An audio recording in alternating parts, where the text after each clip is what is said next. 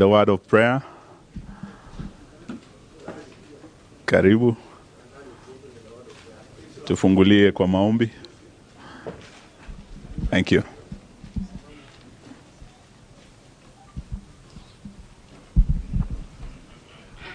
Atuombe. Bismillahirrahmanirrahim. Alhamdulillahi rabbil alamin. Rahmanirrahim. Maliki yawmiddin. Iyyaka na'budu wa iyyaka nasta'in. Ihdinas siratal mustaqim. Siratal ladzina an'amta 'alaihim ghairil maghdubi 'alaihim waladdallin. Amin. Thank you very much, ladies and gentlemen of the press. We do have a statement as the Azimio leadership, which would wish to make shortly, and I would be inviting the Honorable Martha Karua to open this presser for us. The Honorable Karua, please. Nikonja tasiezi karanga.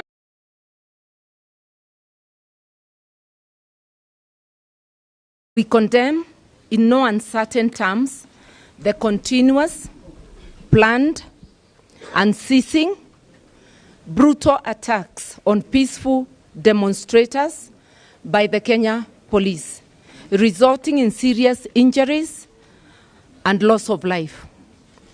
We also firmly castigate the indiscriminate arrest and illegal detention of our supporters and staff who are being held on trumped-up charges, as well as the physical harassment and injury of members of the press corps.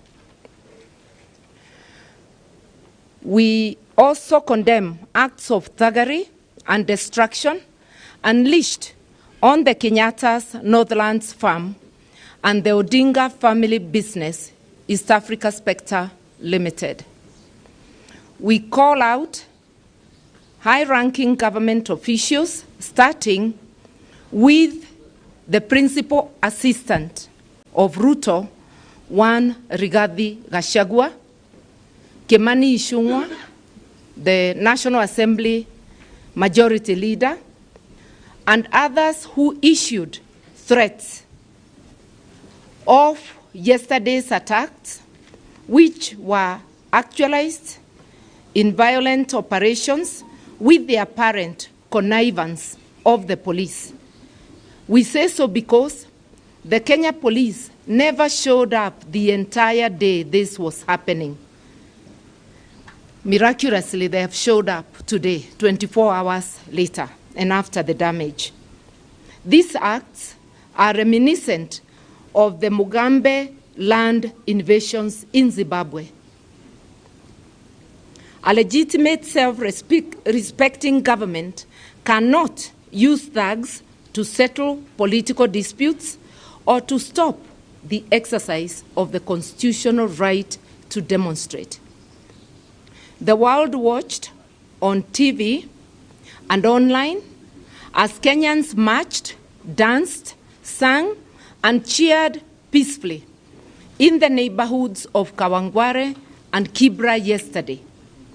Our peaceful protest was met with acts of chaos designed by the government as we left Kibra.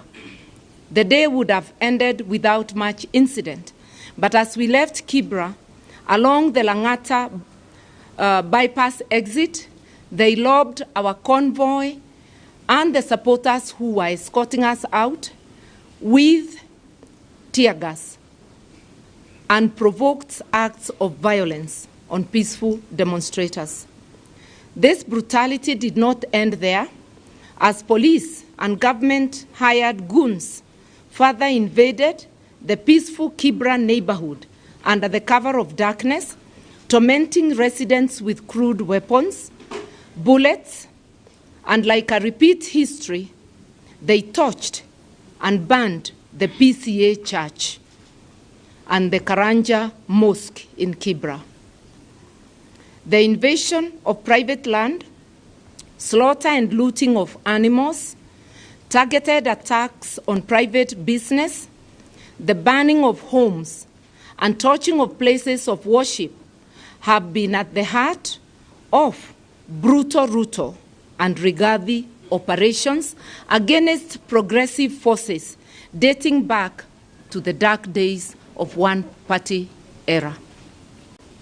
We note the overwhelming silence of our international friends and the conspicuous absence of brutal RUTO, who, after planning with his people of the Dark Monday attacks, quickly jetted out of the country.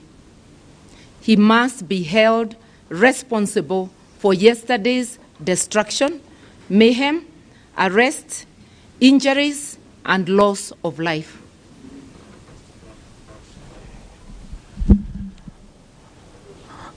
Thank you very much, Martha. Martin Luther King Jr. once said that in the end, we will remember not the words of our enemies, but the loud silence of our friends.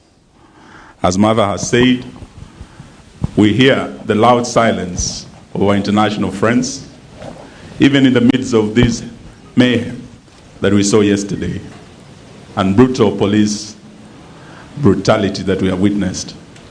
I would like now to invite our leader to now make the main statement. Your Excellency, please. Niko njaa hata siwezi karanga.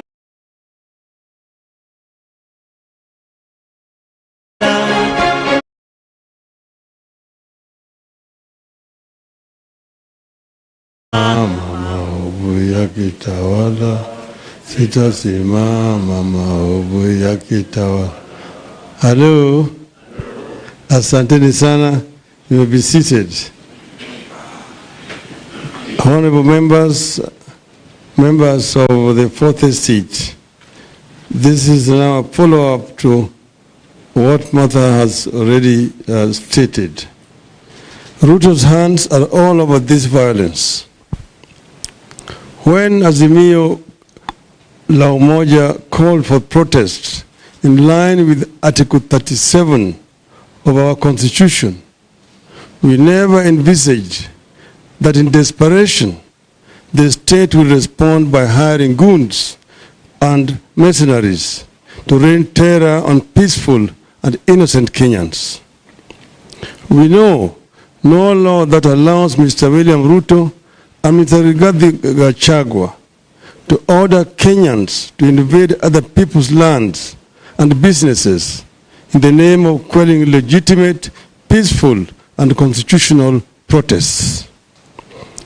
Despite Azimio supporters bending over to ensure that the protests are conducted strictly within the law, the state, under the direction of RUTO and Gachagua, did everything to ensure the protests degenerate into chaos and lead to death.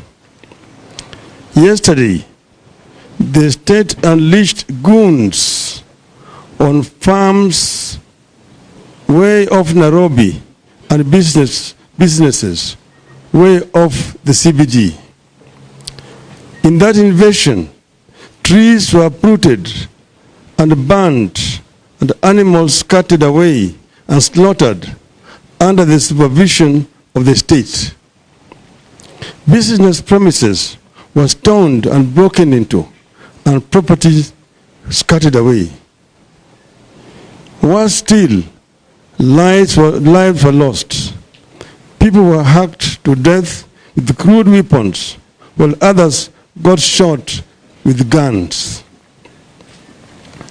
The last time we witnessed such invasion of farms and companies in this part of the world was when Robert Mugabe claimed to be compensating freedom fighters in Zimbabwe.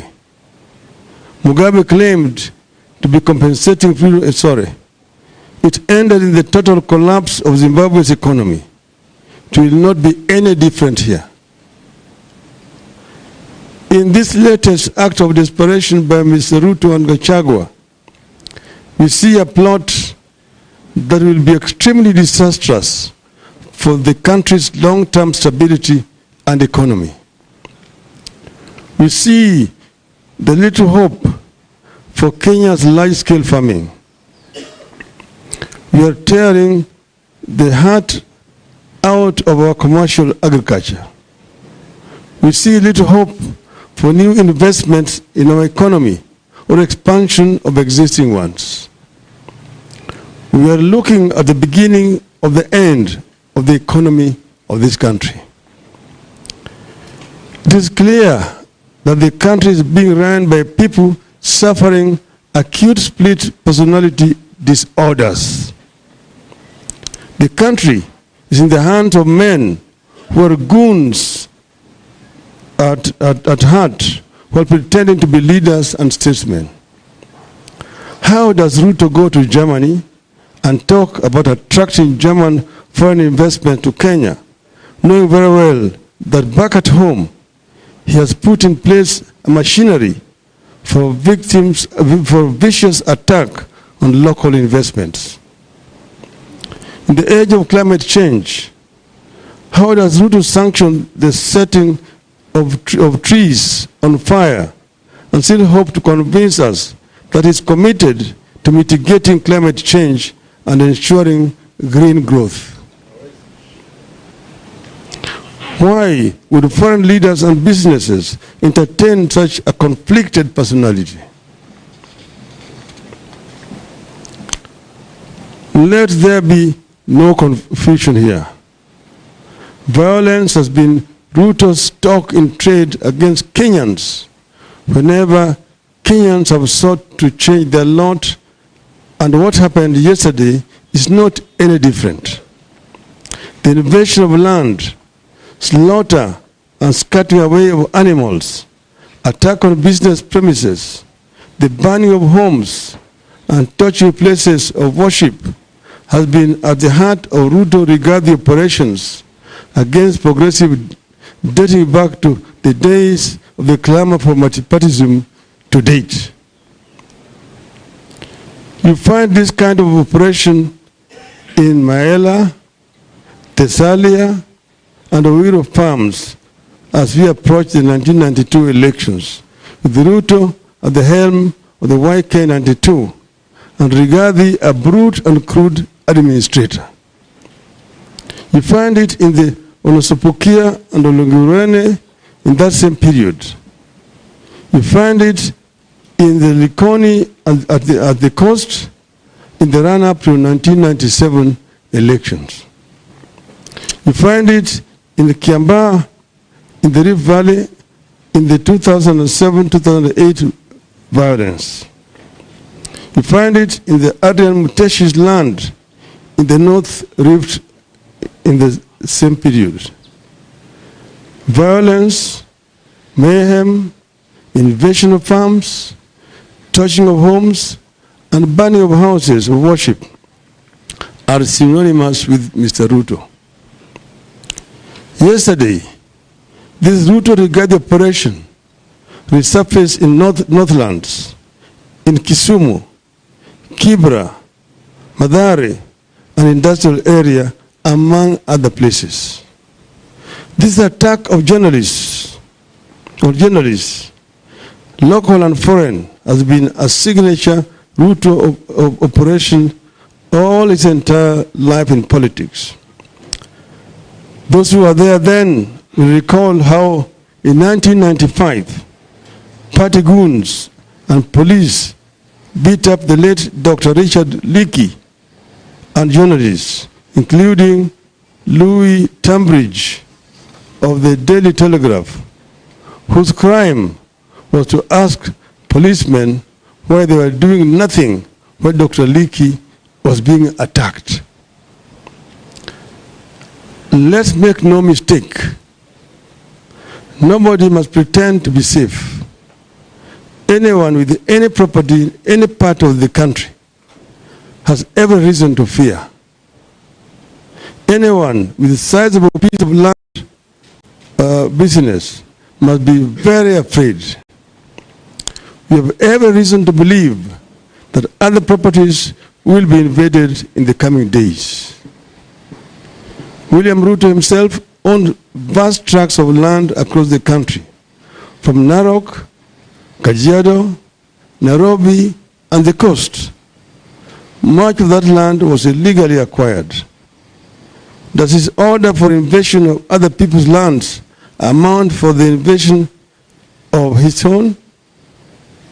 Time will tell. As we warned during the campaigns, Ruto has brought the class war here. He's keen to have a religious war here. This is how it starts. Once it starts, there's no end until citizens turn on one another. All along, we saw it coming. When we launched Azimio la Umoja in the city of Nakuru in August of 2021, we warned against pitting people against each other. We warned against the seeds of a class war that were being planted, pitting the poor against the rich, the young against the old, one faith against the other, tribe against tribe. We warned that the country needed to embrace a tradition of making compromises for the sake of the nation.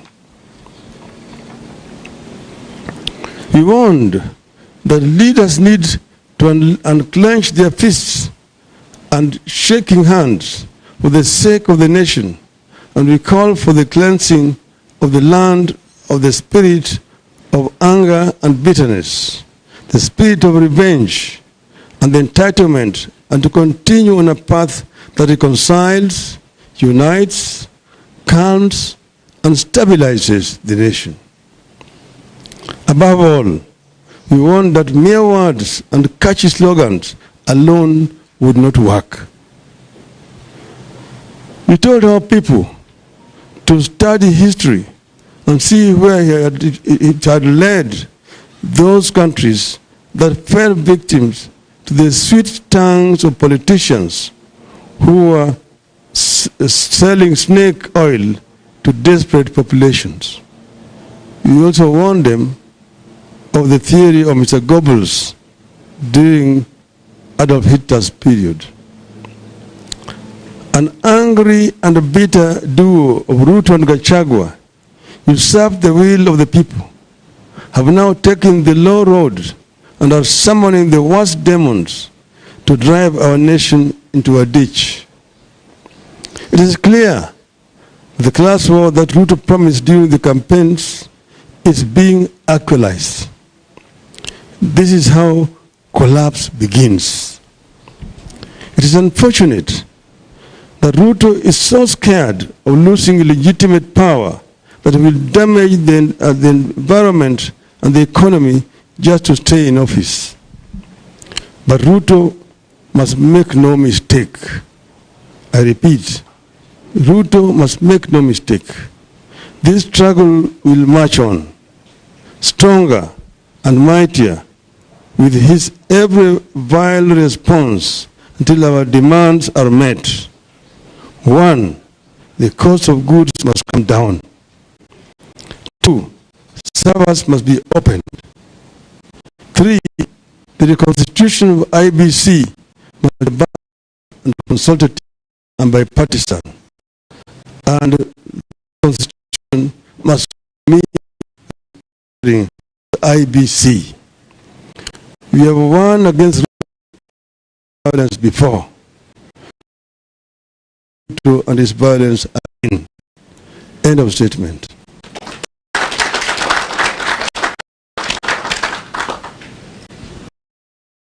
Tumesema kwa Kiswahili, sorry. Kama Azimio tumehuzunika na tukio la jana na juzi. Kwanza wafasi wengi wamekuwa kwenye seli kuanzia siku ya maandamano ya Jumatatu ambao tayari wamepewa notisi ya wangoja. Lakini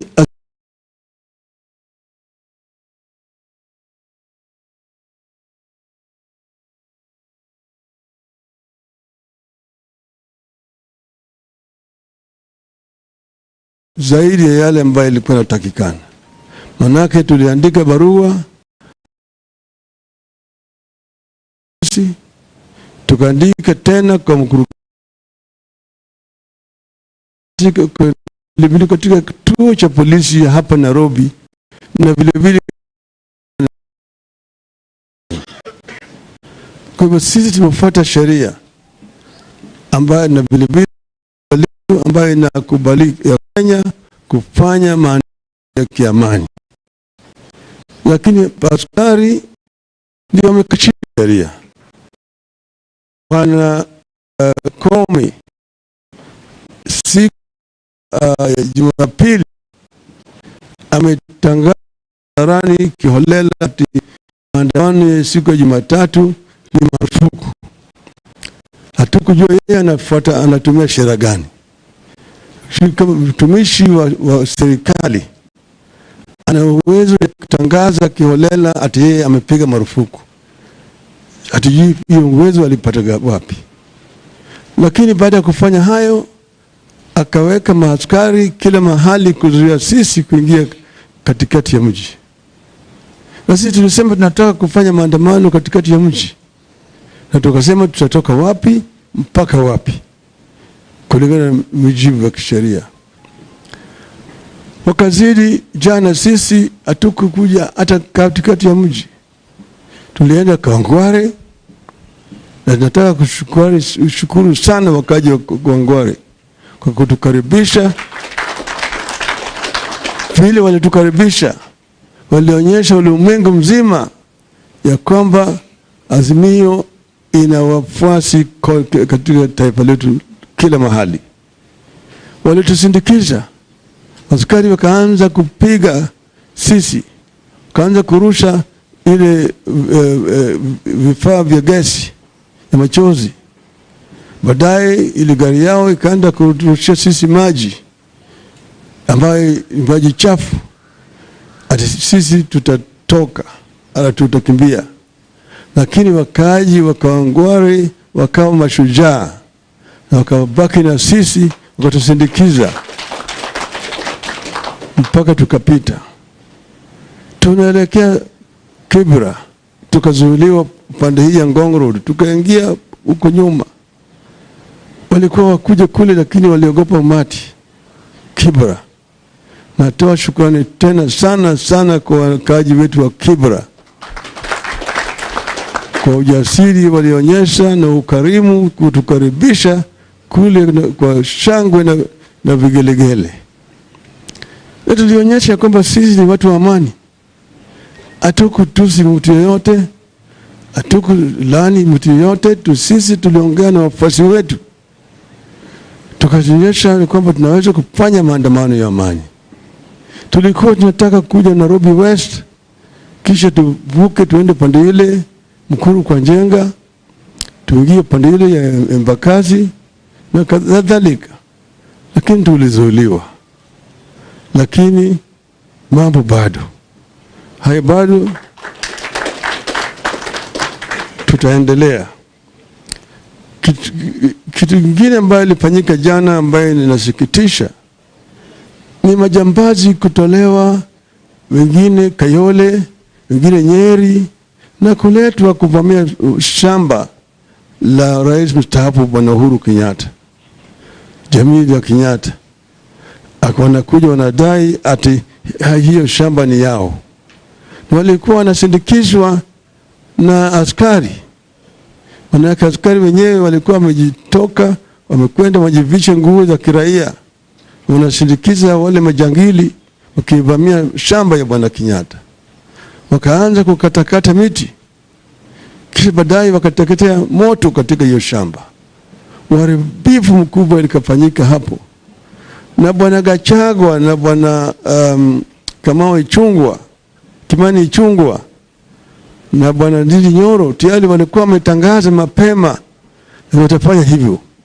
Ati wao ni watoto wa Mau Mau. watoto wa mamao watakwenda kunyakua mashamba. Sijui sheria iko wapi ambayo inaruhusu hata wewe ni mtoto au mjukuu au mtukuu wa mamao wewe kwenda kuvamia shamba ya mtu yote vile unavyotaka. Sheria inalinda mali ya kila Mkenya.